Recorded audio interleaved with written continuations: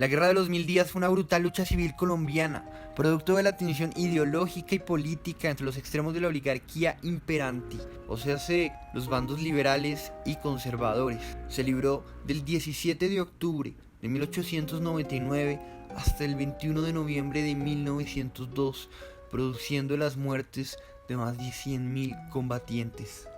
Los antecedentes de la guerra se remiten a la época del derrocamiento del Olimpo Radical, que fue un periodo liberal de gobierno que abarcó la segunda mitad del siglo XIX. Específicamente, el hecho que encendió la mecha fue la reforma constitucional de la edición federalista de Río Negro de 1863. Se hizo a finales del siglo, aproximadamente durante la época entre 1897 y 1898. Con el proyecto de la regeneración de carácter proteccionista, referente a temas económicos, territoriales y administrativos. Estos cambios generados en términos constitucionales produjeron a su vez una coalición de pequeñas guerrillas liberales con poco poder monetario que estaban en contra del Estado y estaban en busca de recuperar el poder,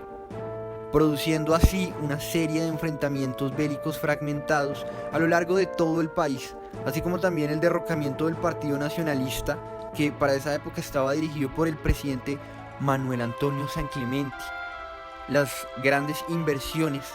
que condicionaron todos estos hechos narrados significaron inmensas pérdidas materiales y un retroceso notable en los procesos de modernización en una comparación con las naciones vecinas, quienes por su lado también se vieron involucradas en esta guerra, y ejemplos preponderantes de ello son Venezuela, Guatemala o incluso Nicaragua.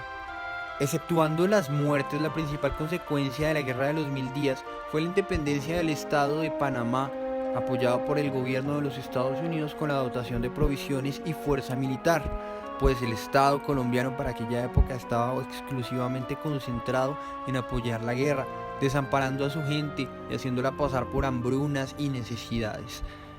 La masacre de las bananeras es como se le apoda un brutal genocidio ocurrido el 6 de diciembre de 1928 a manos del gobierno en contra de los trabajadores de la United Fruit Company, unos sindicalistas que exigían mejores derechos y tratos laborales debido a los altos índices de explotación. En Ciénaga Magdalena, que fue donde ocurrió este hecho, las posibilidades de estudio eran casi nulas y el único oficio rentable era el empleo como campesino obrero para las grandes multinacionales que se habían beneficiado de los recientes tratados de comercio y la construcción de un ferrocarril. La United Fruit Company nació en Boston en 1899 y durante la primera década del siglo XX se instaló aquí en Colombia. El Estado se beneficiaba de una manera notable por las relaciones económicas con estas grandes multinacionales, por lo cual existía una estrecha cooperación entre ambos bandos. Frente a las protestas, el Estado ordenó acabar a como de lugar con las manifestaciones,